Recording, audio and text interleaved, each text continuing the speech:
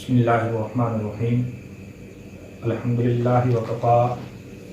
والصلاة والسلام علی عبادہ الذین اصطفیٰ اما بعد فاعوذ باللہ من الشیطان الرجیم بسم اللہ الرحمن الرحیم انما یرید اللہ لیذہب عنکم الرجس اہل البیت ویطہرکم تطہیرا۔ سامعین کرام، اللہ رب العزت کا کروڑہ شکر و احسان اور فضل و کرم ہے جس کی توفیق سے آل نبی اور اولاد علی کے طفیل آج ہم قرآن مجید کے اس راز کو آشکار کریں گے جو صدیوں سے پوشیدہ چلا آ رہا ہے،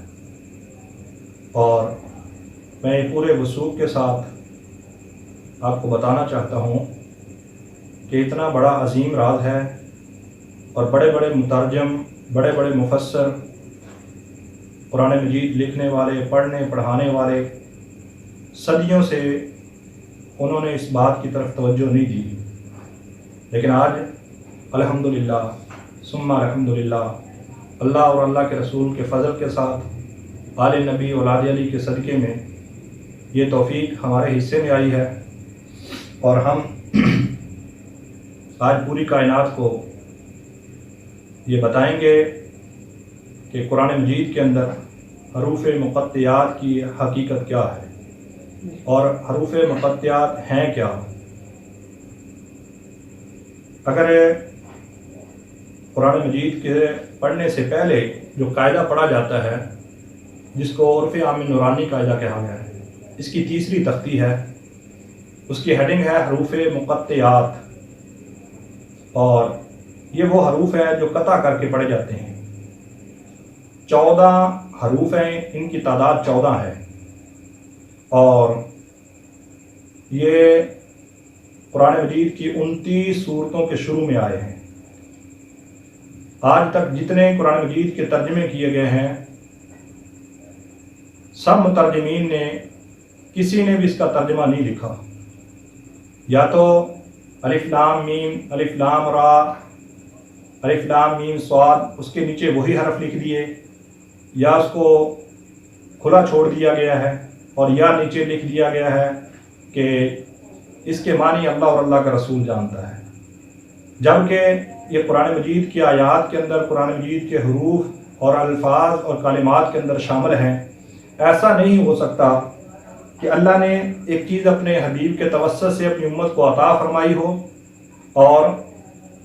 پھر اس کی جو حقیقت ہے اس کو چھپا کر رکھا ہو۔ ہاں، یہ ضرور ہوتا ہے، کچھ بات عاموں کے کرنے والی ہوتی ہے اور کچھ خاص لوگوں کو اس سے آگاہ کیا جاتا ہے۔ بہرحال گفتگو لمبی کرنا مقصود نہیں، ایک شعر کا سہارا لیتے ہوئے اس بات کی وضاحت کروں گا۔ شان نبی دے کیتے جو 5 حصے، پہلی شان دے صدقے کل جہان بنیا، دوجی شان بنی زہرا دا پردہ، تیجی شان مولا علی کل ایمان بنیا، چوتھی تے 5ویں شان اس جوڑے دیے جیڑا دین نبی دی شان بنیا، حافظ ہو تے 5 شانہ نے جنہ اتے پورا قرآن بنیا۔ تو دوستان محترم، حروف مقطعات کی بات کر رہا تھا۔ المیہ یہ ہے کہ ہمارے معاشرے کے اندر تدبر، تفکر، غور و فکر نام کی چیز دور دور تک نظر نہیں آتی، بطور خاص دین کے حوالے سے۔ رسمی باتوں کو لوگ اپناتے ہیں، رسمی باتوں کو بیان کرتے ہیں، اور جو لکھا جاتا ہے، پڑھا جاتا ہے، بغیر سوچے سمجھے اس کو بیان کیا جاتا ہے، جبکہ ضرورت اس امر کی ہے۔ قرآن مجید بار بار جھنجھوڑ کر یہ بات کہہ رہا ہے کہ افلا تدبرون افلا تفکرون، تم غور و فکر کیوں نہیں کرتے، تدبر کیوں نہیں کرتے، تفکر کیوں نہیں کرتے؟ جب تک کسی بات کو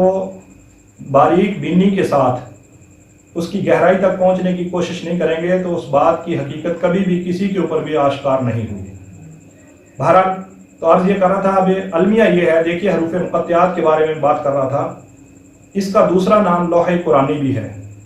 اور خیر و برکات اس کی اتنی ہیں کہ کسی مکان کے اندر، کسی دکان کے اندر،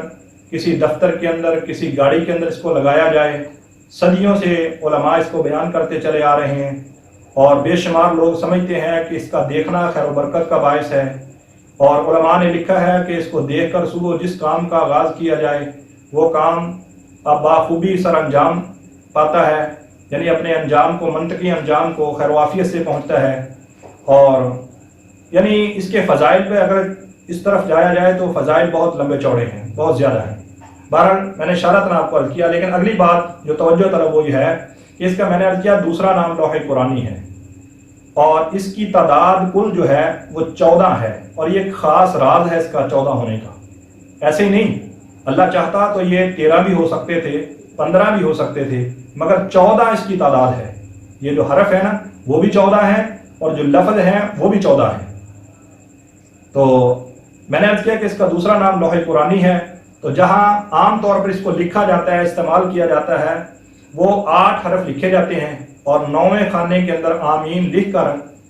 اس کو مکمل کر دیا جاتا ہے، جبکہ لفظ آمین جو ہے یہ حروف مقطعات کے اندر شامل نہیں ہے۔ پہلا نقطہ یہ ہے۔ اور دوسری چیز یہ ہے کہ اس کی تعداد 14 ہے۔ جب تک جتنی تعداد اللہ اور اللہ کے رسول نے بیان کی ہے اس کو پورا مکمل کمپلیٹ نہ کیا جائے، اس وقت تک کوئی بھی بات مکمل نہیں ہو سکتی، بلکہ وہ ادھوری ہوتی ہے۔ اور میں اس کی پوری وضاحت آج آپ کے سامنے رکھ رہا ہوں کہ اللہ کے فضل کے ساتھ، اللہ کے رسول کے فضل کے ساتھ، آل نبی اولاد علی کے صدقے میں یہ چیز، یہ توفیق ہمارے حصے میں آئی ہے۔ اللہ پاک نے میرے پیر مرشد کے جوڑوں کے صدقے میں یہ راز میرے اوپر آشکار کیا ہے کہ بڑے بڑے جلیل القدر صوفیاء انہوں نے لکھا ہے کہ یہ حروف، اس میں کوئی شک نہیں کہ اللہ کا راز ہے، مگر چند ایک لوگ ایسے ہیں کہ جن کے سامنے یہ حروف کلام کرتے ہیں، اور کلام کر کے خود بتاتے ہیں کہ ہم کیا ہیں اور ہمارے اندر کیا رکھا گیا ہے۔ تو وہ چیز آپ کے آج گوشوار کر رہا ہوں، اور یہ قرآن مجید کا بہت بڑا راز ہے۔ اتنا بڑا راز ہے، میں نے عرض کیا کہ جو صدیوں سے پوشیدہ چلا آ رہا ہے، لیکن آج اللہ اور اللہ کے رسول کے فضل کے ساتھ اس کو ہم آشکار کر رہے ہیں۔ تو پہلا نقطہ یہ ہے کہ اس کی تعداد 14 ہے۔ تمام عالم اسلام سے، تمام اہل ایمان سے، اہل محبت و عقیدت سے، اہل قرآن سے، دین کا شغف رکھنے والے لوگوں سے میری درد مندانہ اپیل ہے کہ آج کے بعد اس بات کے اوپر خصوصی توجہ دیں کہ اس کی تعداد 8 نہیں ہے، 9 نہیں ہے، 10 نہیں ہے، بلکہ اس کی تعداد 14 ہے۔ تو میں نے عرض کیا کہ آپ اس کو گن سکتے ہیں۔ قرآن مجید نورانی قاعدہ اس کی تیسری تختی ہے، اس کے اوپر دیکھیں ذرا، آپ اس کے حرف گنیں، وہ بھی آپ کو 14 ملیں گے، اور ٹوٹل الفاظ جو ہیں وہ بھی 14 ہیں۔ تو یہ الگ بات ہے کہ یہ 14 کیوں ہے، یہ پھر کسی موقع پر انشاءاللہ اس کو عرض کروں گا۔ تو آج صرف یہ بتانا ہے کہ اس کے اندر راز کیا ہے۔ ان 14 حروف کو ملا کر اہل باطن نے، صوفیہ کرام نے ایک جملہ بنایا ہے، اور وہ جملہ، اب سوال پیدا ہوتا ہے کہ جملہ بنانے کی ضرورت کیوں پڑی۔ یاد رکھیے کہ پہلے حرف ہوتا ہے، پھر اس کو جمع کریں وہ حروف بنتے ہیں، حروف سے لفظ بنتا ہے، اب لفظ سے الفاظ بنتے ہیں، الفاظ سے جملہ بنتا ہے، پھر اس کا ترجمہ کیا جاتا ہے۔ تو لہذا سمجھنے کے لیے جملہ بنانا ضروری ہے۔ تو لہذا ان سارے حروف کو اکٹھا کر کے جو جملہ بنایا گیا ہے وہ ہے صراط علی حق نمسکہ۔ یہ ایسا جملہ ہے کہ 14 کے 14 حروف اس جملے کے اندر موجود ہیں۔ الف سے لے کر جتنے حرف اس میں استعمال ہوئے ہیں 14، وہ سارے کے سارے اس جملے کے اندر موجود ہیں جو میں نے پڑھا ہے، صراط علی حق نمسکہ۔ میں آپ کو گن کے بتا رہا ہوں، صاد، رے، الف، طا، عین، لام، یہ، ہے، قاف، نون، میم، سین، کاف اور ہے۔ یہ 14 حرف ہیں۔ تو ان سے جو جملہ بنا ہے وہ میں نے پہلے بھی پڑھا، پھر پڑھ رہا ہوں کہ صراط علی حق نمسکہ۔ اس کا مطلب کیا ہے؟ ہم سوال پیدا تھے اس کا ترجمہ کیا ہے؟ لوگ کہتے ہیں اس کا ترجمہ نہیں، لوگ کہتے ہیں حروف مقطعات کا ترجمہ نہیں، کسی قرآن مجید میں کہیں بھی آپ کو لکھا ہوا نہیں ملے گا۔ لیکن میں جو بات آپ کے گوشوار کر رہا ہوں، بڑے وثوق کے ساتھ آپ کو بتا رہا ہوں، اور عین حقیقت پر مبنی بات کر رہا ہوں۔ اس کا مطلب یہ ہے کہ صراط میں نہ ہوتا ہے راستہ، صراط علی، علی میں نے علی، حق، حق میں نے حق ہے، نمسکہ، یعنی اس کا مطلب یہ ہوگا کہ علی کی راہ ہی حق کی راہ ہے، اس کو مضبوطی سے تھام لو۔ علی کی راہ ہی حق کی راہ ہے، اس کو مضبوطی سے تھام لو، اور کیوں نہ ہو جبکہ میرے آقا علیہ السلام نے فرمایا القرآن ما علی و علی ما القرآن، کہ قرآن علی کے ساتھ ہے اور علی قرآن کے ساتھ ہے، حتیٰ کہ یہاں تک قیامت کے دن حوض کوثر پر تاجدار کائنات نے فرمایا کہ جب میرے پاس آئیں گے علی اور قرآن تو دونوں اکٹھے ہوں گے، اس گھڑی بھی دونوں اکٹھے ہوں گے۔ تو دوستان محترم، آج کی گفتگو کے اندر صرف یہی نقطہ آپ سمجھنے کی کوشش کریں تو میں تمام احباب سے، اہل علم سے گزارش کروں گا کہ یہ جو لوح قرآنی لکھا جاتا ہے ان کی تعداد پوری ہونی چاہیے،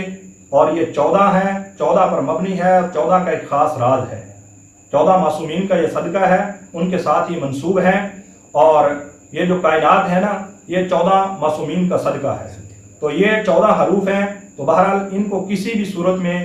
کم نہیں لکھنا چاہیے، نہ پڑھنا چاہیے۔ تو یہ ایک بہت بڑا المیہ ہے کہ 8 حرف لکھ کر 9ویں خانے میں آمین لکھ دیا جاتا ہے اور لوگوں کو بتا دیا جاتا ہے کہ یہ لوح قرآنی ہے اور یہ کمپلیٹ ہے۔ تو یہ ادھورے ہیں،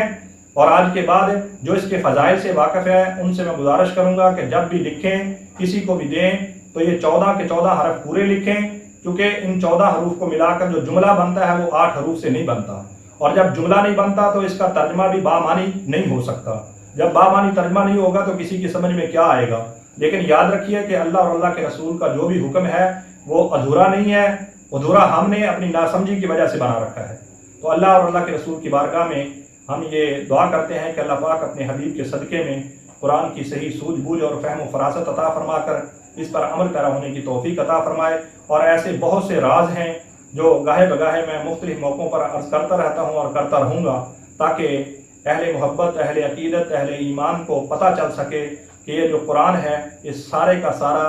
طواف کر رہا ہے آل نبی اولاد علی کے گھرانے کا، اور پنجتن پاک کے گرد یہ گھوم رہا ہے، نہ تو پنجتن پاک اس سے جدا ہے، نہ قرآن ان سے جدا ہے۔ دعا ہے کہ اللہ پاک عمل کی توفیق عطا فرمائے۔